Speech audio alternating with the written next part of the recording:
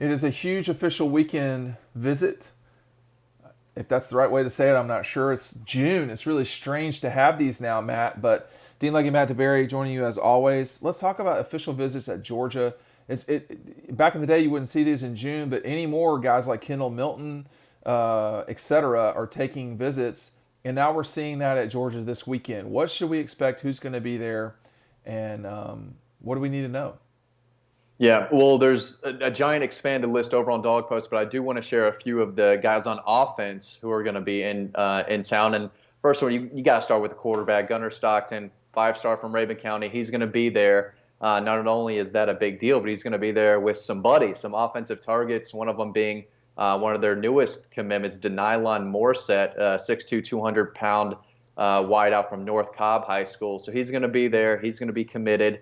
Kojo Antwi, a 4-star wide receiver. Again, these guys play 7-on-7, together in the offseason. These are close friends. There's a reason why they wanted to take their official visit to Georgia together. I think it's down to Texas A&M and Georgia for Kojo Antwi. So good to get him on campus with those guys. And my guy Oscar Delp, 4-star tight end, Georgia's top target there. 6'5", 230 now. Big pass catching tight end. He's going to be on campus as well. Big deal. I think that could come down to Georgia, South Carolina, Florida, and possibly Clemson. So those are 4 names to know, Dean. And there's going to be a bunch more, but it all starts with Gunnar Stockton. Gunnar, of course, being the ringleader of this group, he is extremely close with his 7-on-7 group, or at least it certainly seems like it to me. I mean, he's going to high school in a very isolated part of Georgia. Don't hate. I know that area well. But he is not isolated at all. He's popular, and people want to play with him. He's a quarterback who's been leading and making relationships with folks for a long time. What does it matter that he's there now? Is it that other guys can piggyback on top of his visit? What do you think? Yeah, he's not some giant recruiter. I mean, he'll send some text messages out to guys, but just getting him on campus, other guys being able to get to know Gunnar. There's a big chance for them to know the staff, obviously, because they haven't had face-to-face, meeting contact with him. But just to get to know Gunnar and the future of the Georgia program, that has to be appealing for other guys who maybe have never met Gunnar and all these kids before. So I think normally with a big-time guy, you want him to take a visit to where it's really just him. The whole staff can recruit him and give him the red carpet treatment, so to speak. But this weekend's going to be a little different with so many guys there. He's going to have to help recruit. He's going to have to help recruit, and I think it was big for Denylon Morset, who knows if Alabama would have accepted his commitment. That's where he'd be. But I do think he told me that when Gunnar committed, that just helped Georgia's chances even more with him. He's a popular guy. A lot of guys know him, but we see that with every quarterback. Everyone wanted to play with Jake Fromm and Brock Vandegrift last year. So just him being on campus, I think it's only going to help. Justin was the one more than Jake Fromm, I would say, that people were interested in. And Jacob Eason, for sure. But you got Oscar coming up. He's a guy that is had the attention of the Georgia staff for some time now. He'll come up on his visit. What should he expect? I think it's really him just bonding with Coach Hartley more. I mean, Todd has done an excellent job in Oscar's recruitment. They were one of the big schools to offer, and he's made it clear that Coach Hartley is the guy he has the best relationship with. So there is a story on Oscar over on Dog Post when I saw him a couple weeks ago breaking down all of his visits, but he told me again that they're just excited to see the campus again and walk around campus and see the facilities with Todd, not on their own like they've had to do a couple times now. So he's definitely, I think both of the top tight end prospects, in the country are both from Georgia. Jake Johnson, who's going to LSU, and Oscar.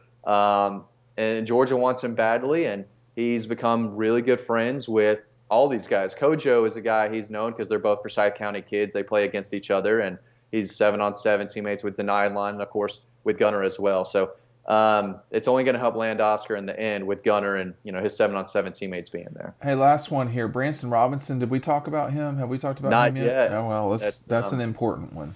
Have to. That is a big important one. Maybe, arguably, the best running back in the country. He is an absolute freak, just a warrior in the weight room. He looks chiseled, all muscle, just like Nick Chubb. Dude bounces off the tackles. He's faster than people think. He's thick, and he is powerful, and he's trucking dudes out in Mississippi. Georgia wants him badly, and they have a pretty solid lead right now. So definitely a guy to keep an eye on. If there's one guy who might think about maybe committing on this weekend, Branson Robinson might be one of those guys. Do you think that having guys together helps on these weekends? Because Georgia's way of doing things has not always been the same as other folks. Sometimes they bring guys in just individually, try to give them the entire staff treatment. In this case, just from your reporting on this, there's 30 guys that matter who are coming in this week. They may be spread out 22, 23, 24, 25s, but this is quite a task, though, with all these guys. It depends on the kid. If you know there's a big group that are friends, you'd like them to get on. But if there's an out-of-state kid who's really close with his family, yeah, you're going to try to bring the entire family and have it just be them that weekend and spend a lot of time. So it depends on the kid, depends on how big they are on the recruiting board, and really it's the best way to pull it off. And they have a lot of recruiting assistants that dig into that type of stuff. And but they went out and they said, with this group specifically, some of their top targets, they went out and said, hey, we want you on campus for an official visit that first weekend. The first weekend things are open up. We want you there. And they're able to get a lot of those big targets on campus for this first weekend. It is curious to see the strategy here for Georgia versus other schools because, let's just say something happens. Gunnar Stockton's official is burned. Same thing with Oscar Delp.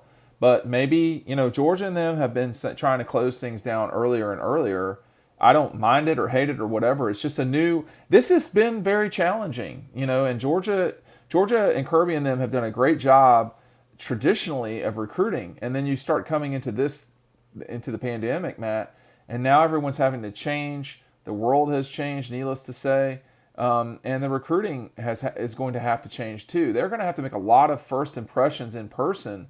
This is not going to be a simple, hey, we've always done it this way situation. I think they're going to have to, I'm certain they have thought about it, but it is going to be interesting hearing the dynamics from the kids. Hey, we did this or we did this. And, by the way, they're opening up their $80 million facility this weekend to all these players. So that's another, surely that will matter. Yeah. It's all hands on deck. I'm not sure they've had a week like this where it's all throughout the week and then official visitors that weekend. No. It is going to be an absolute madhouse over there. I can't imagine the players and families and support staff, everyone in that building trying to show everything off to everyone. And then you got kids camping for a few hours in front of the staff. So they can't be everywhere all at the same time. No, but Kirby is extremely detailed. See, that's the difference between him and Mark Richt, the way Mark was. This is an extremely detailed group. They have the ability to change and adapt, but this is an extremely detailed leader at the top, Nick Saban, the same way. They'll have penciled in not penciled in, probably in ink what these guys want these guys to do to the second. I think this has the potential to be a very important week in Georgia's future. I know that that's probably an understatement, frankly. This is probably as important a week as they're going to get in these next 12 months for the future of the program, because it's all on the line. This is the first time you get the chance to show $80 million facility, and no one's been anywhere, and now they've got a chance with all these guys to make an impression, Matt. Yeah, and Twitter's going to be huge. Everyone's going to be taking pictures on on Instagram with the black jerseys and the helmets and all that. So it's going to be a wild time. I think you're going to see Georgia get a lot of momentum with a lot of these kids, because that's what happens every time a kid goes on campus, especially a big time target.